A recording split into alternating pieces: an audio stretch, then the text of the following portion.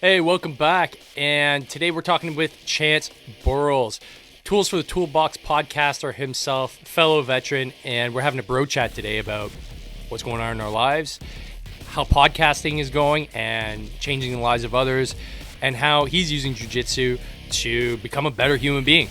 Stay tuned for a cool episode.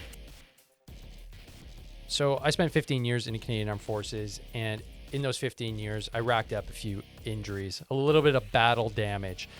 What that led to was just a lot of pain and just a lot of grumpiness. And in order to combat that, I had to start learning. And what I learned was a substantial amount of mobility training.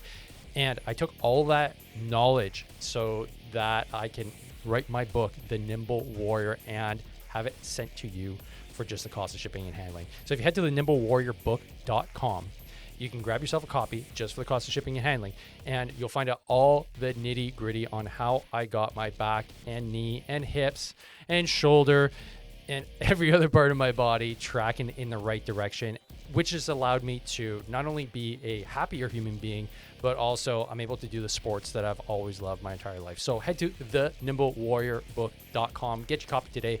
I'll sign it and donate $1 to Warrior Adventures Canada. Welcome to the Hard to Kill podcast, the go-to podcast for military, LEO, and EMS professionals, sharing ideas and experiences from around the world to make you hard to kill. Here's your host, Dave Morrow. Who has their own server? Well, aside from Hillary Clinton. Yeah. We went there. Remember that? I think we just started the episode, man. We just started the episode with some American politics. Yeah, I like it. Oh, shit. Nothing like commenting on a different country's politics just because we have no experience with whatsoever. Yeah, take that. I know what servers are. It's what Hillary Clinton had, isn't it? Oh, yeah. Snap. Yeah. Yeah. So welcome back to the pod, Jets. Really appreciate you coming back on. This is awesome. I always love chatting with you. It's just always fun. Thanks, man. We're part of the I don't know, are we the we're not OGs. Like Jody's definitely the OG podcaster of the crew. For sure. Of the Canadian team? Of Team Canada. Yeah, Team Canada, yeah. You know, I can't think of any, like, well, Mark Meinke's been in it for a while, but he started around the same time as us. He's been doing it around the same time as us, and there's you, and there's me. Yeah. And what else is there? Well, I mean, there's a few others. I mean, we got what's her Adam. name? Adam for sure. Kelly. Kelly, or no, not Kelly. What's her name? I can't remember her name now. But the Brass and Unity podcast as well. Kelsey Sheeran, I think her name. Kelsey, that's what it is. This is new to me. What's it called? The Brass and Brass and Unity podcast. Oh, she's I believe she's former artillery. I can't remember. But yeah, not a bad podcast. She's all over the place too, and she's got her own like clothing line and goes down to the States regularly. And she's had some pretty cool people on there. Okay, she's not on my radar. I need to reach out to her. Well, I know. Is it Shoot Like a Girl? Is that a Canadian podcast too? That's American. That is. No, she's Canadian. That's Kate Stewart. She's actually going to be on my podcast next week.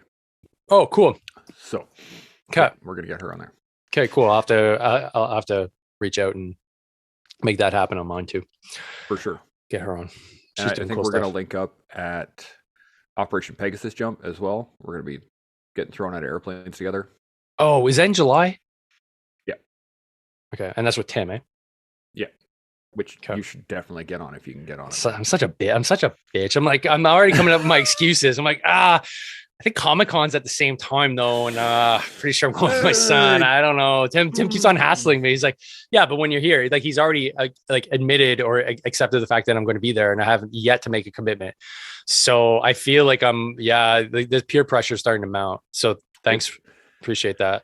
No problem. Good. I'm gonna just rub it in a little bit farther. There's nothing that makes my asshole pucker more when I'm thinking about something than jumping out of a perfectly functioning plane. I've never gotten to jump. That's the thing. Like I always wanted to jump. I always wanted to be a part of like a jump crew. I just thought it would be wicked, but never got to. And you know, in the engineer unit when I was there wasn't a whole lot of slots for jumpers. For engineers to go on the jump courses. But I found out later what that issue was, is the fact that, like anything, politics came into it. Apparently, we sent some dudes on a jump course at one point, like the engineers did, and they failed, and they got RTU'd. And then so all of you must be failures from henceforth on. Like, yeah. Well, and it wasn't even the infantry. Like, it was 3VP that would run the jumps, right? So it wasn't even them that stopped sending it or asking for us.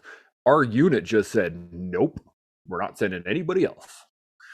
And then I think it was like, as I was leaving, as I was getting posted out, they started sending people on jump courses, because everyone in the 3VP had their jump course, and they're like, we need bodies. So the engineers are like, yeah, I guess we can send some. Yes, send those engineers. We'll give them another crack at it. That's funny. It's that whole idea of like risk aversion at all costs. Like, oh, they failed. Oh my God, we can't bear to have more failures.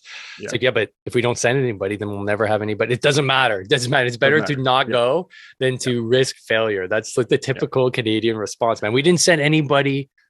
Oh, geez, like reservists, even worse, right? Like there was just a dry spell for the longest time. I actually did want to go. Yeah. When I was younger, I was a lot braver. I think now that I have kids, I'm using it as like my excuse to be like, yeah, it's the ultimate dad excuse, right? To be able to just like, well, I got to be around for my kids, and kids, man. I can't. Yeah. If I, I'm in my 40s. I can't do stupid shit anymore. Like I was in my 20s. Like those days are done. I want to go. No. It's like, yeah, but Dave, didn't you go and get shit faced the other day with your buddy? Yeah, but man, that's a different thing.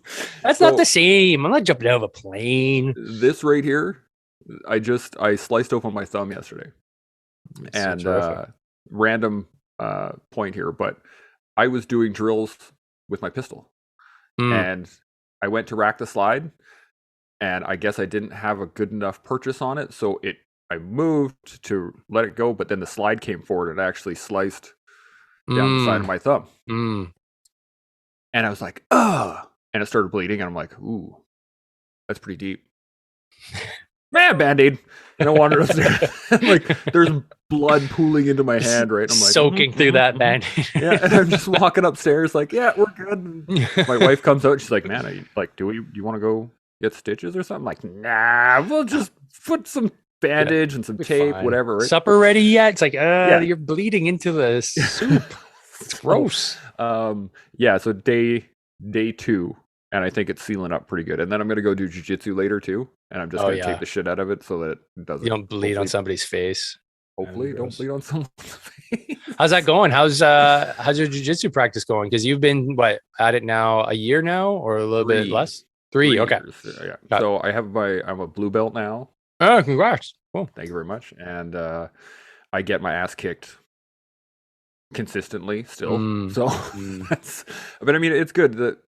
It's probably the best physical activity that I've found that really will push you to the brink of panic. And then you can sit there as long as you want. Right. And so there's been times, like there's one guy there that's probably 40, 50 pounds bigger than I am. And he's about the same height, but he's just like a big dude. And we were rolling. He's a blue belt as well. And we were rolling, and he had me at one point. He had my face crushed into the ground.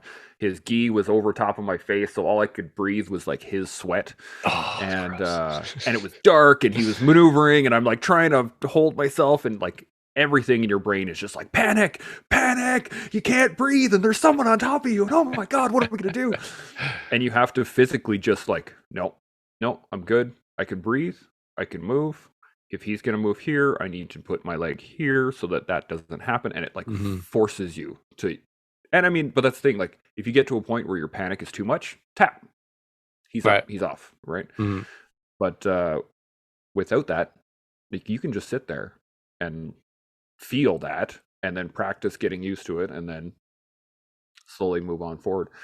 And you don't really get that ability in a lot of other martial arts, because you're not going full out. You're not like, unless you're in a fight or in a tournament or something like that, you're never really going 100%.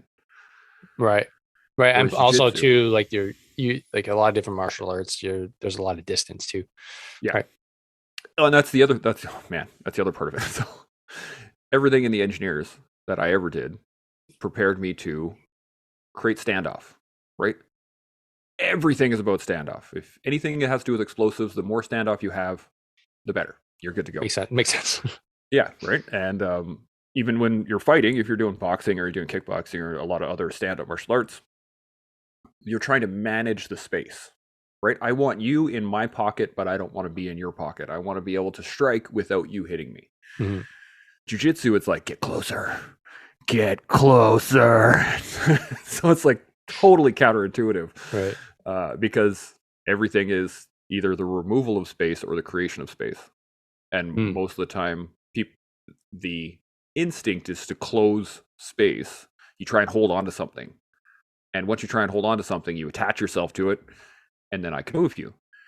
But if I start doing something and you're like, oh my god, I need space, as soon as you create space, I can escape. So there's this constant back and forth that you have to kind of figure out, and it's a hard line, but it's so worth it, and such a great workout, and good people, and there's really nothing quite like going to, a couple of times a week to meet up with your friends, hang out in pajamas, and try and choke each other. Try to choke each other to death and break each other's arms. So because I've rolled once. Okay. And before that, I was a yellow belt in judo. So my experience is limited. But would you say that practice, obviously it's aggressive there, you're getting just to the line of panic, but it's under a controlled environment.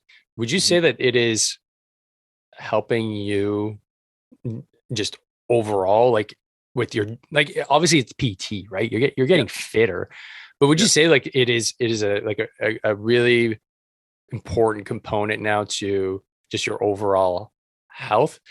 Only reason why I'm asking that is because I'm looking at just things from a different perspective now, in just the fitness and health space, and just the man space specifically, where it just seems like a lot of us that came back and a lot of us that have been in the military, you didn't even have to deploy. Like we have this like innate aggressiveness, like we went to war. Like there's people that die, like your friends die, like, and there's like this feeling like I'm gonna kill those motherfuckers. Like that's something that I don't think most men ever get that feeling. Do you feel like there's at least like jiu-jitsu is like an outlet to feel kind of like that spirit again, like that, and allows you to just be like normal in your regular day? 100%. Yeah. Really? Oh, yeah. Okay, cool.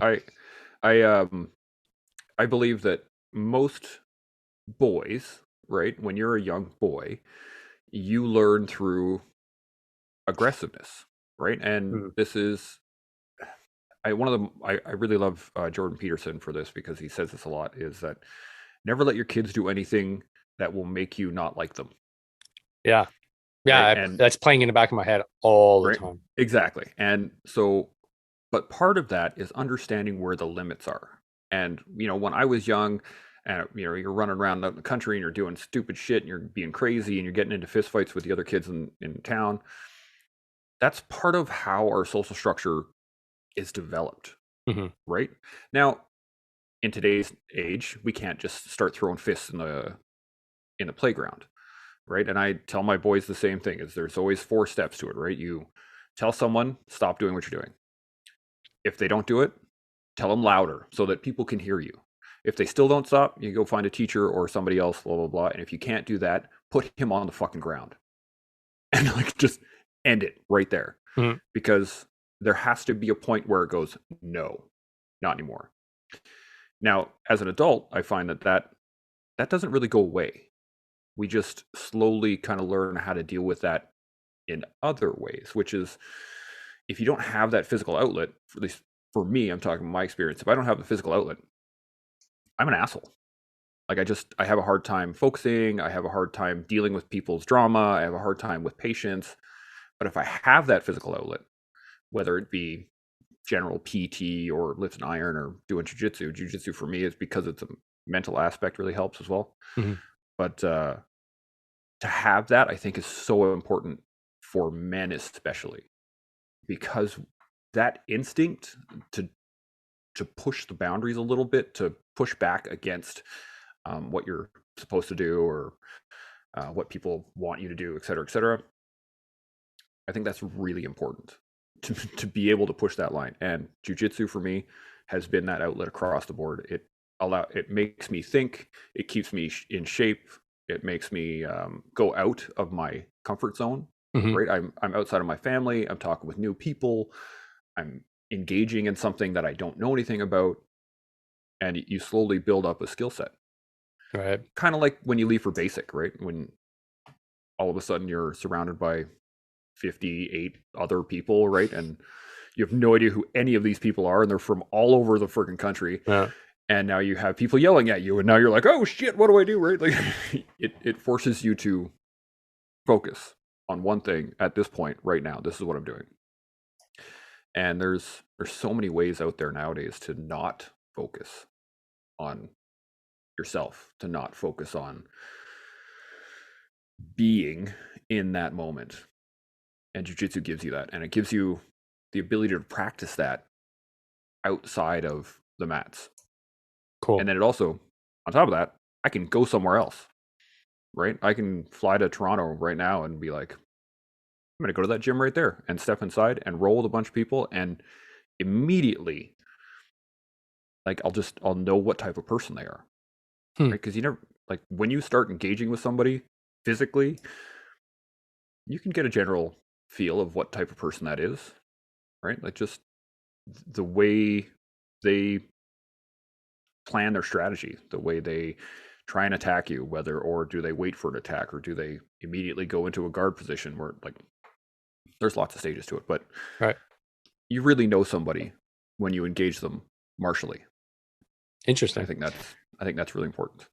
Interesting. Yeah, I was just curious to know what your take on that was, just because I'm seeing, like, I'm just so many of our, fellow brothers and sisters get involved in jiu-jitsu. Definitely more men, I would say, but it can't just be a coincidence. I mean, it wasn't a thing when I was growing up. I only learned about jiu-jitsu like 15 years ago. Yeah. It wasn't definitely anything that was big on the radar. And granted, it wasn't like karate. It wasn't, these were like the martial arts, like in the 80s growing up. Like, we had the Karate Kid, like we didn't have the jiu-jitsu kid, but now we have, Jocko Willink and these influencers that are jiu-jitsu beasts, and so you get to hear their stories, and it exposes you to the culture a little bit more. And you're saying, you can just go to Toronto, you can go somewhere else and just say, okay, well, like, there's a language there. There's an understanding already that you can go in, obviously there's a standard as well. Like, you have a blue belt, everybody understands, okay, you're at this level, and presumably you can go anywhere in the world, right? And do the same thing, which is, I'm not going to say it's religion, but there's a certain element of religiousness involved in that, because you can be like, okay, we're on the same wavelength here, and there must be a sense of, like, a feeling of community. The closest I guess I would have to that was, I've been to San Francisco. Where else did I go? I went other places in the States too, Europe, where I went to a CrossFit box. Yeah. And I just, hey, can I come train for the day? Yeah. Cool. Yeah, sure. It's like, okay, we're this, and immediately what all the language means. You can, fist bump, and, like, the process, and you just have a community of like-minded people anywhere on the planet. It's a cool feeling. And plus, obviously, you're doing it under, controlled stress, which again bonds other human beings together, unlike anything else that I know, right? When you're in struggle, when you're, trying to figure things out, that's why I think, your best friends, typically, like, high school sucked. You're scared shitless. All these big kids, you band together, you have some good times. And then next for me is the military. Like, you show up on basic and you're scared shitless. You don't know what's going on. So you're like, we need to make friends. And then you bond because you're in that stressful environment.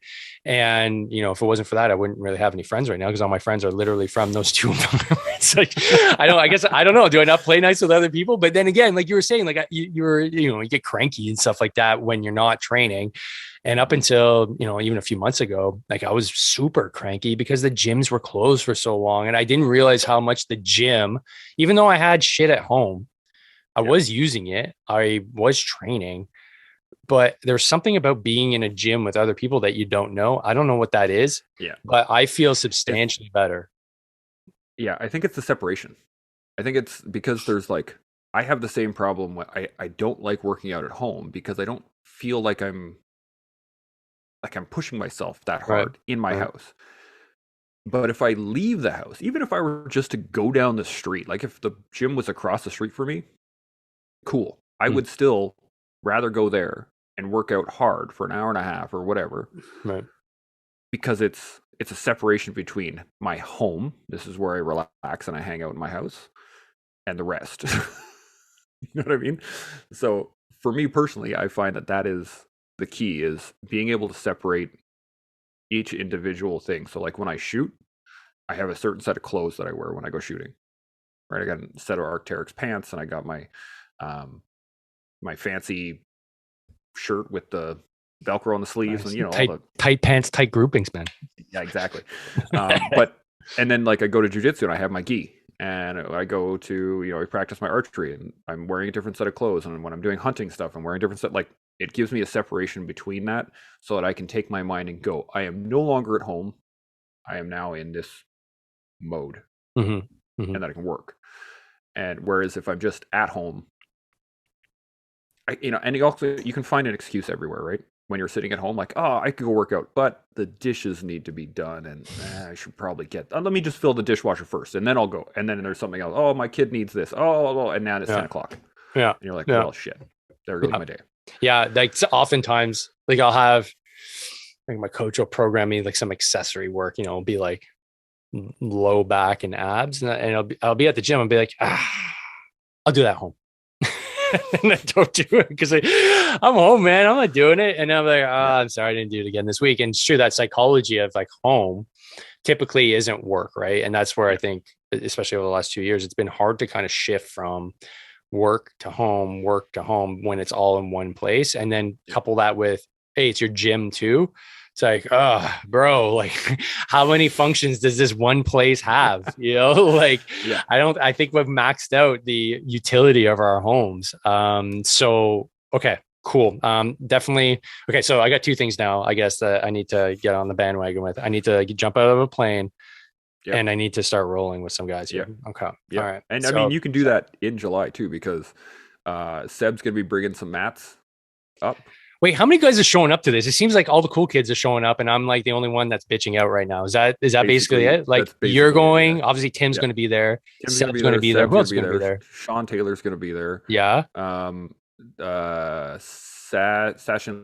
Lati, I can't remember. Yeah, Sach, yeah, he's going to be there. Yeah, going to be there. Got it. Kate Stewart's going to be up there. There's a few others that were like, the community's going. So wait, right? Okay, so like I'm doing myself a disservice, is basically with my own bitchiness is causing some issues. Yeah. Okay. And not even the jumping out of the plane aspect of this, but like, think of the networking. Like, just the people at the jump site are going to be, I mean, the guys that actually work there are ex-airborne, ex-pathfinders, former and serving SARTECs, like solid people.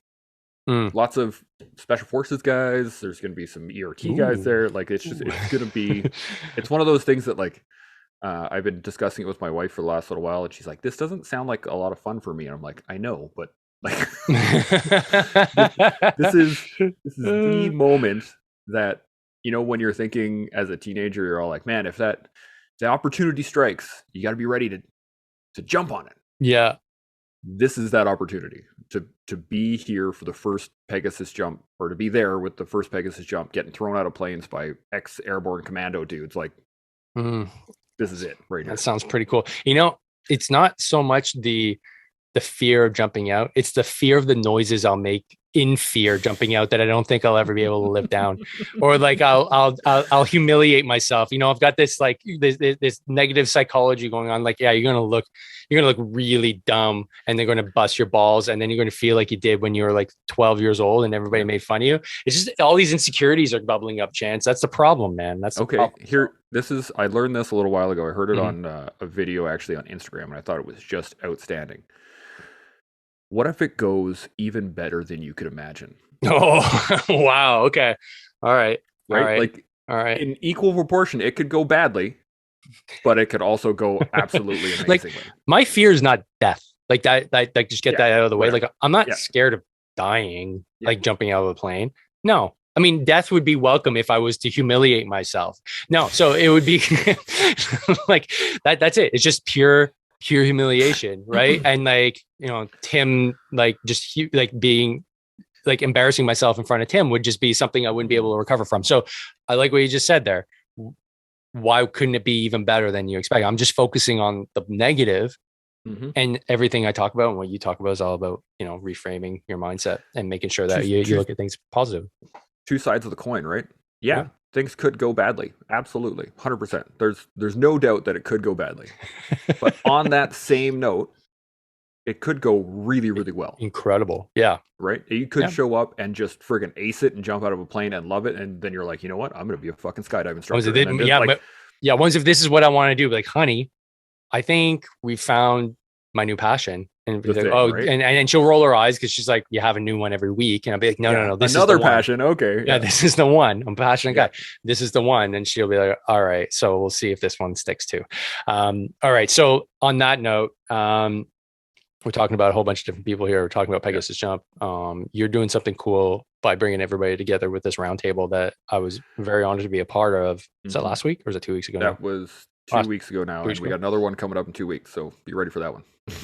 So like, where did this idea come from and how's it going? Because I freaking thought it was awesome. I was like, has anybody else thought of this idea? Because if not, this is pretty ingenious. So the Sheepdog Roundtable got started early in 2020. So like as things like started to lock down, I had a buddy of mine, and he just started a Zoom. This is when like Zoom was starting to be used more often, and it was starting to become like a pretty regular thing. He started having these Zoom meetings with a bunch of local first responders and military and vets and stuff like that, so that, you know, just someone to talk to. So every Sunday he would send out a thing like, hey, who wants to be a part of this? And so it's like me and Grant and Corey. Oh, Corey's coming out to the jump as well. And a few others, Chris Gore, and so like a kind of a crew of us started to show up every week, and we all started talking, and we all just started chatting, and then it started creating collaborations. So like I was doing for the Walk for Veterans, and I was like, well, shit, you guys are doing apparel. Let's do a t-shirt for the Walk for Veterans, and you can do some hats, and we'll do this guy. It's gonna make some stickers. Dave was Bushwookie was gonna make some stickers. Like it turned into this really great networking and conversational thing. And then the guy who started it went back to school. So he wasn't able to keep up the continual thing. So it kind of started to dwindle, and then it was, you know, it was once a week, and then it was every couple of weeks, then it was every couple of months, and then it just stopped. Yeah. And I realized earlier this year, or late last year, was that I was like, why? Why did it, like, just because he stopped putting them on, that was the only reason that we stopped going to them. And I was like, well, I'm doing the podcast anyway, regularly. I should see if we can get like this little round table together. Maybe we could discuss some larger topics, like the larger, the things that aren't really discussed ever. Like ethos, and what does that mean, and how does it affect things, and where do you go with that kind of stuff. So I started reaching out to people. I'm like, hey, I'm going to do this chat. I'm going to have a whole bunch of people. We're all going to discuss. The first one was the concept of service before self. Right? Is that still a good thing? Is that still something we should teach people?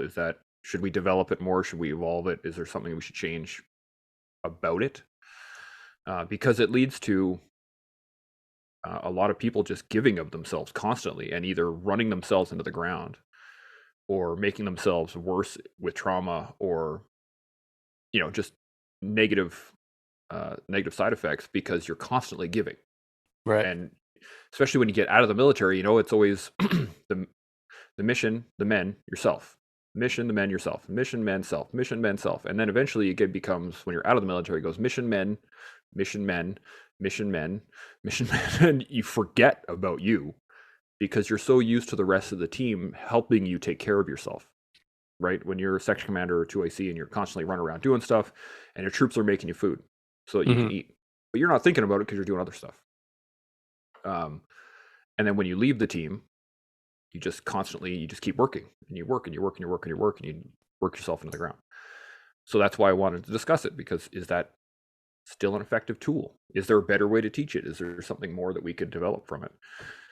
So I sat down with 7 other people and we just started chatting about it, and some funny shit came out of it and some stuff came, it just became this large conversation, and it worked pretty well. So I was like, okay, well, let's do a second one. And I did a second one and a third one and a fourth one, and now I'm on Sheepdog Roundtable 6 is coming up soon in April. Okay.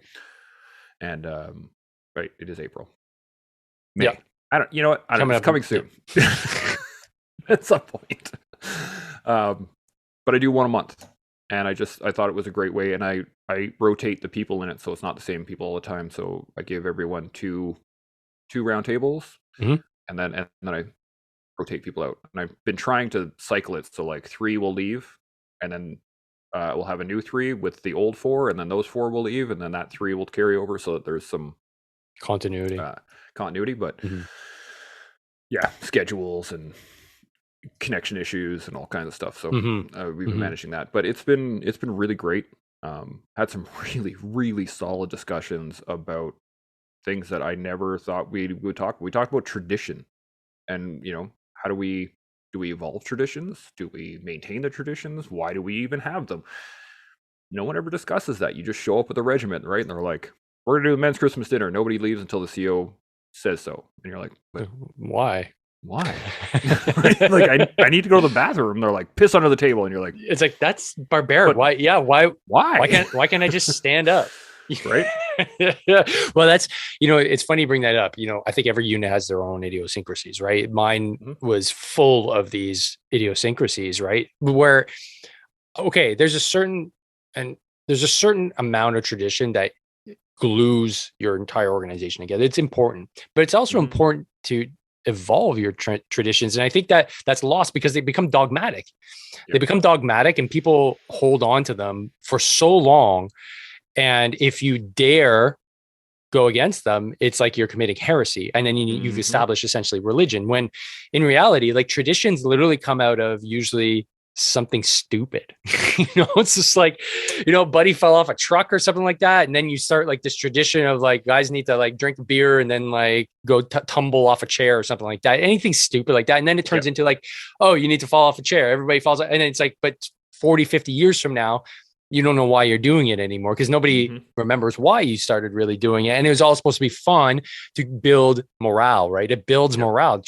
New traditions build morale, but then sometimes like it all flows in a continuum. If you go too far and it becomes, no, you must do this, then it's like, well, it's not really like, it's really tradition, but it doesn't mean, why does it have to be dogma all of a sudden? So that's a really interesting conversation, that like so much of what we do was all tradition based and dogmatic, that you just, as soon as you ask questions like, why are we doing it? It's like, how dare you ask that question? It's like, but I just want to know, like, I'm curious where did this can we not have this like, I don't like sitting next to my buddy who's literally pissing in a 2-liter Coke bottle when I'm supposed to be having a nice dinner. It's disgusting. I've never had that experience before in my life. I started accepting it as normal.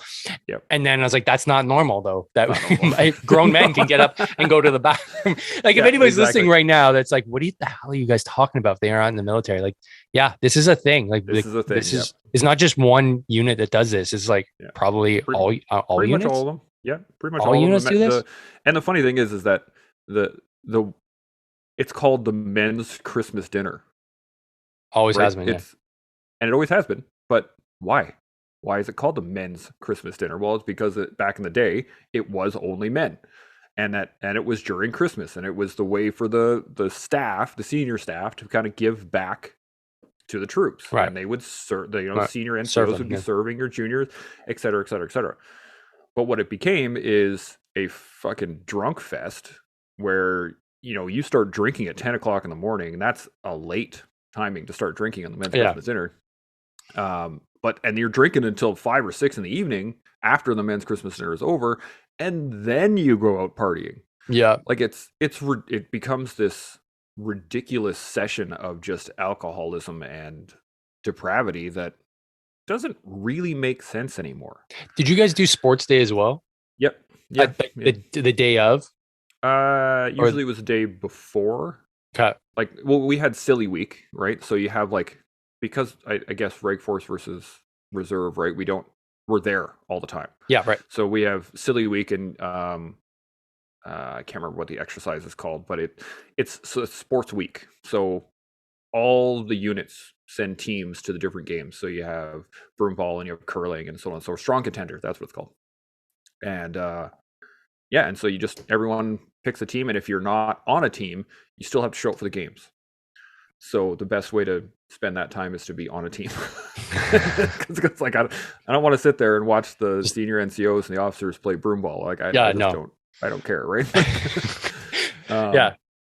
But at the same time, traditions are the touchstones of our history, right? That's why we have them. That is because, and there's this great story I heard. I don't know where I heard it from, but so this young private gets told, you need to stand at this door. This is your duty for the next 6 months, right? You're going to be standing at this door, sun up, sun down, you're going to be standing here. And he's like, roger that. And so somebody walks past him one day and he's like, what the fuck are you doing? And he's like, I have been ordered to stand here by my chain of command. This is what we're going to do. And he's like, I don't understand why. And it's some random, like the sergeant, right? And he's like, okay, let's go find out, private, come with me. And he goes and talks to the officer and he's like, why did you post this private here? And he's like, well, because we've always had somebody posted there. He's like, no, but like, why? Oh, I don't know. We'd have to go check. And they're like, okay, well, let's go talk to the CO. They wander up to the CO and they're like, sir, what's with the sentry on this door? And he's like, well, I don't know. The last CO had a guy on sentry at that door, and I just assumed that was the way things happened. And they're like, well, let's call the last CO. Ring him up. Hey, sir, I know you're retired, but there's this door that we have privates sitting on sentry. Do you know what this is all about? And then he's like, no. My previous CO said that you had to keep a guy on sentry on that door. And I was like, they were like, okay, let's call the last CO. And they, go down the chain. They eventually find out that they call this CO who's in his, 80s or 90s now. And he's just like, have they not finished wiring that room yet?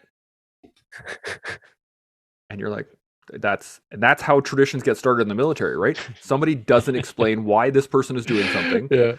And it just carries on, and it just carries on, and it just carries on until finally some random private is sitting in front of a door for no fucking reason. Like, yep, this is my life right here. This is my lot in life.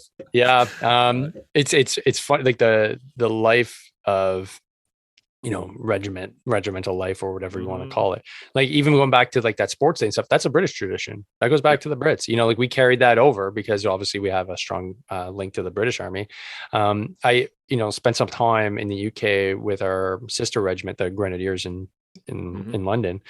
They have some crazy traditions. They have sports day, but they have this other one where they have to what was it called? It's called Steal the Pig.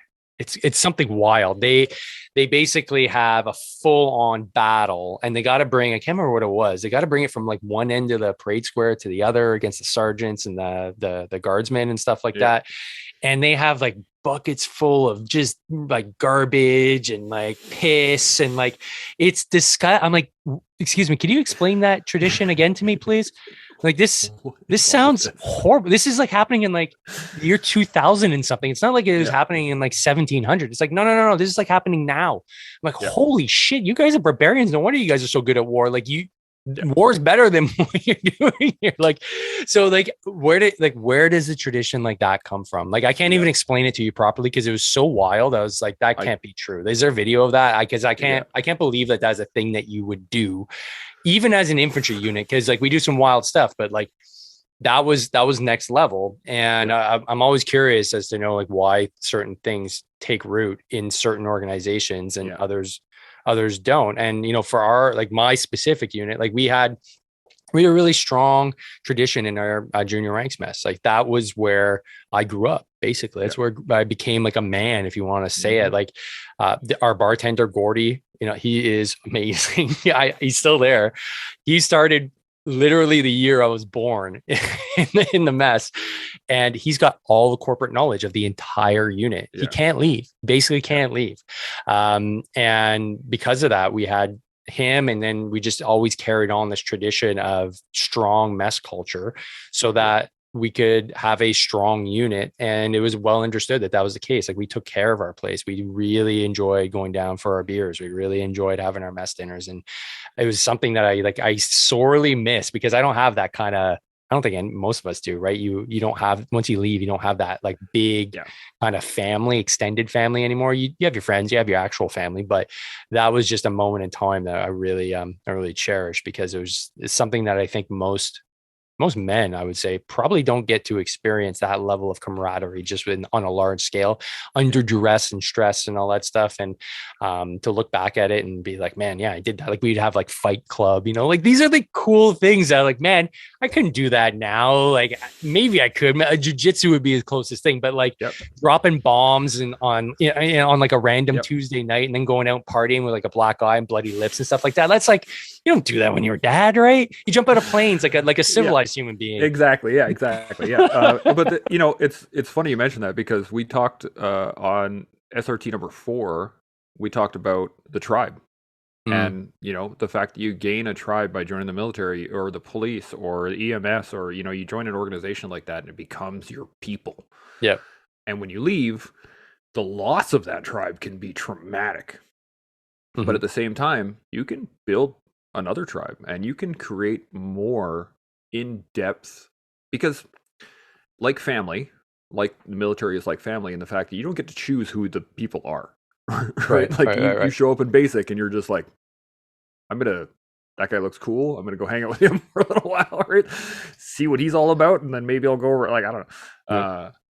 But family, you don't get to choose either. But when you actually get to build a tribe, that's when you like that's the key once you leave the military. And that's why I've been so big in terms of the community, is that, like, we have something as veterans that no other veteran community has ever had in the history of warfare.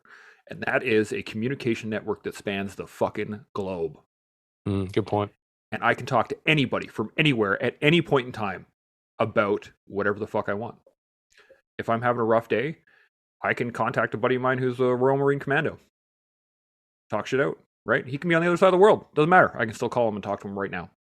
Whereas previous generations, you had to wait for, the Legion, if you're around. And who knows if those guys are actually your boys or they're just other vets. Yeah. And before that, maybe a reunion every 10 or 15 years, right? Who knows? Otherwise, you're just scattered to the wind. So it's very important to understand, like, right now we have the ability to keep that tribe and build that tribe and talk to the people we want to talk to. And, our podcasts are exactly the thing that that's exactly what it is. I get to talk to other vets from all over the world about the coolest shit, and I get to learn stuff, and I get invited to fucking Operation Pegasus jump to go get thrown out of planes. I get, it's all, what do you want? What do you want out of it? What do you want to do? Who do you want to talk to? Guys love jumping in the gym and hitting the iron and hanging out with other dudes that do that. Absolutely. Build your tribe, right? But if you hang out with a bunch of dudes that sit around and drink all day and don't do anything with life, that's going to be your life too. If that's, your circle is a big part of it. And that's one of the reasons why I got the sheepdog roundtables going again, was the fact that we need to understand that community is there. Yeah. And as you said earlier, same thing with jiu-jitsu, right? I go to a different jiu-jitsu gym, there's a language. 100%, right? If you go to a CrossFit gym, there's a language. If you go to a veteran, like if you went down to a Legion desk somewhere and you just start talking to the vets there's a language, right? We all know it. That's why you can talk to vets from anywhere. I recently recorded with Seb Lavoie. I don't know if you know Seb, but you should have him on your podcast. He's already, yeah. He was actually, it was great. He was the first. I was the first podcast he went on after he recovered enough that he could actually get on a podcast, because we were originally scheduled, and then he got injured, right? And I was like, oh man, like, hey, like I saw all this stuff and I'm like, what the hell's going on? And he's like, hey man, when I'm better, I'll definitely hop on. So that was awesome to have him on. He's such a freaking inspiring dude. Such a dude. Yeah, wicked guy. Super intelligent as well, and just a beast on the mats. He tied me in knots in like no time, but he's a black belt. I'm a blue belt. Yeah. Anyway, but him and I sat down and we talked about context and how important that context is, and that's what gives us the tribe. That's why you can walk into a CrossFit gym and understand everything that's happening, and they can they can call out, okay, everybody, we're gonna do this, and you're gonna be like, yep, right. There's no need for added context. As veterans, the reason why I want to talk about it is because we don't give context. We just expect people to know because we're used to being in a community where people know, right? I'm surrounded by other military guys. I'm going to use my acronyms. I'm going to talk shit about this guy and, talk shit about the Air Force. And then fucking that guy's going to talk shit about the Army, and the infantry is going to be like, you fucking pogues, blah, blah, blah, right? Whatever. But the context is there. If I were to try to talk to my wife or my family or anybody else the way I talk to the guys that I would at the unit, that wouldn't turn out very well, right? Like, I don't think my wife would like it. It would just, hey, fuckhead, get over here. Right? What the fuck? Yeah, exactly, right? So, like, there's a requirement of context, and that is on us if we want to be able to communicate with the people around us, is to give context constantly. So, on my podcast, Tools for the Toolbox, shameless plug, him and I sat down and talked about that. That's going to be coming out that episode comes out in June, and like solid episode. I'm really excited to get it out there. It's gonna FYI, it's gonna pump your downloads like crazy. He's got an insane viewership and followers. So I'm sure it's gonna be like a stellar episode just because he's such a great individual to talk to.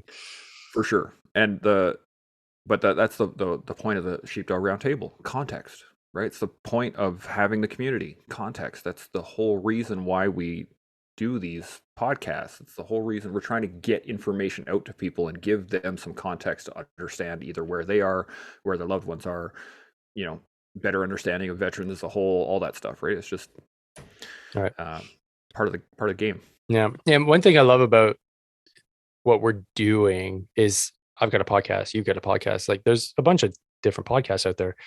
None of us are in competition. You know what I mean? Like, if this were, I don't know, I'm just going to make up an example, but let's say this was like the 1980s when we both had businesses, competing businesses or radio stations. We wouldn't be on each other's radio like show because it would be a direct competitor and it'd be unheard of. Like, why would you do that? You're cutting into your own potential, viewership. But because, and you just mentioned it, we can reach an entire population of veterans across the planet. What somebody might like on my podcast, they might not like on yours, and vice versa. And so therefore you get different voices and like, oh yeah, that was a good episode. But like, I don't really want to hear about like, whatever. I had like a yoga instructor on and I don't really want to listen to that, but I definitely want to listen to the roundtable a Chance is doing. And so you get all these different voices out there.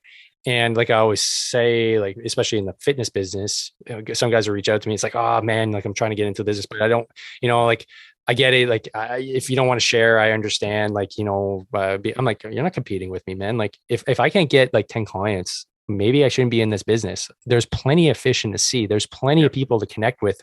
It's about your ability to do that connection and make that connection with those individuals where, you have to be good at what you do. You have to show up and figure it out and make sure that you actually bring good quality conversations to the community. So I'm glad you brought up the podcast because I was going to ask you about it and how it's going, but you covered that really well. And we're talking about dad stuff. And now I got a text that I have to go pick up the kids because the wife got a new job. The wife got a new job. So she's like, I'm stuck doing work. Which is like, not saying, hey, honey, if you're listening, I'm not saying you don't do work. I'm saying that the new job is something new. So I'm going to have to do pickup duty soon. So where can people listen and download the Tools for the Toolbox podcast? Tools for the Toolbox is on all the major carriers. So you got Apple, Google, Spotify, you name it. Wherever you get your podcasts, it's on there. Search for Tools for the Toolbox. If you want to find me on Instagram, it's at Master Corporal Burles. So MCPLBURLES. Facebook, I'm Chance Burles or the Tools for the Toolbox. And I'm on Twitter and LinkedIn, not as often, but I'm on there. Same thing, either Mascor Burles or Chance Burles, one or the other. And then last thing, I guess, is we have the Canadian Walk for Veterans coming up in the fall in September. Again, this will be our 5th year. We have a special coin this year as well. So we have our 5th year coin. If you register, you get yourself a coin. But we also have a 5th year commemorative coin that's going to be a 3-inch, like a big one. And it's gonna. You can also order a beautifully handmade wooden display case for either coins or medals or something like that. That's made by Drax Plaques out east in Ottawa. They're also the guys who make the coins. They're donating a bunch of those for us to sell, and then not sell, but give away. But then they're also going to have them for sale for anybody that wants them as well. So it's going to be a pretty good set. And this year's theme is the no one gets left behind. So we're going to be talking about allies. We're going to be talking about Afghan refugees. We're going to be talking about our work with partner nations. It's good to be the fact that no one gets left behind, man. It's always about the man next to you. And whether that man is wearing a Canadian flag or American flag or an Aussie flag or is a local or whatever, doesn't matter. They're there to help us. We're there to help them, period. So if you want more information on that, website is CanadianWalkForVeterans.com, Instagram, Canadian Walk for Veterans, Twitter at CanWalkForVets, Facebook, Canadian Walk for Veterans, all that good stuff. So yeah, there's awesome. A few things on the plate. It's been very cool to see the growth of that, right? Because that's where I initially saw you was 5 years ago, Canadian Walk for Veterans. You were popping up on my Facebook feed. I'm like, hey, who's this guy? And I saw you and I was like, cool. And then it was one of my best friends like, hey, are you doing the Walk for Veterans? I was like, you're doing it? He's like, yeah, man. He's like, popped up my Facebook feed. I'm doing it in my neighborhood. He lives like out in the sticks, right?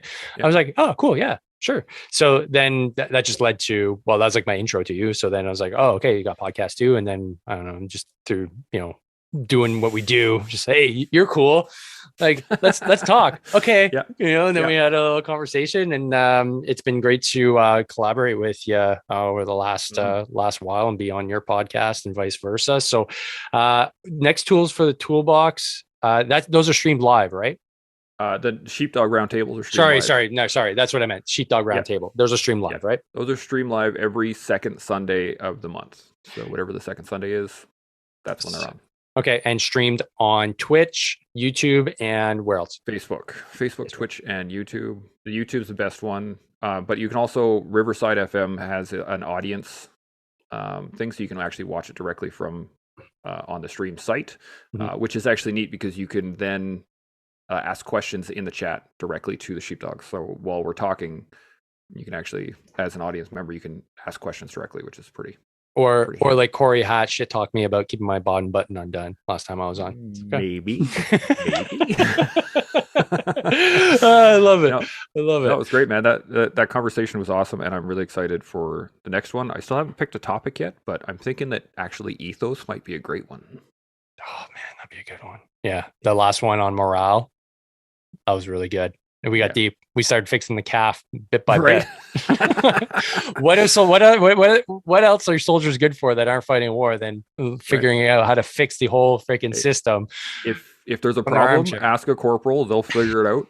Fixed. And there's only two things that the two things soldiers hate: the way things are, and change. I know. The lives we lead, man. The lives we lead. Chance, it's always a pleasure, man. Thanks for coming on. My Good pleasure, luck brother. with everything you're doing. You're a busy man. And I guess I'll have to give you guys an update on the Pegasus jump soon. Yep, absolutely. And we're going to get you back on Tools for the Toolbox shortly. Sweet, brother. Much appreciated. Have a good rest of the day. And don't forget, folks, train hard, fight easy. Peace. See you. Thanks for listening to the podcast. You can find out more about training, nutrition, and mindset at davemorrow.net. Be sure to like us on Facebook and Instagram at Dave Morrow PT. And don't forget, strong people are hard to kill.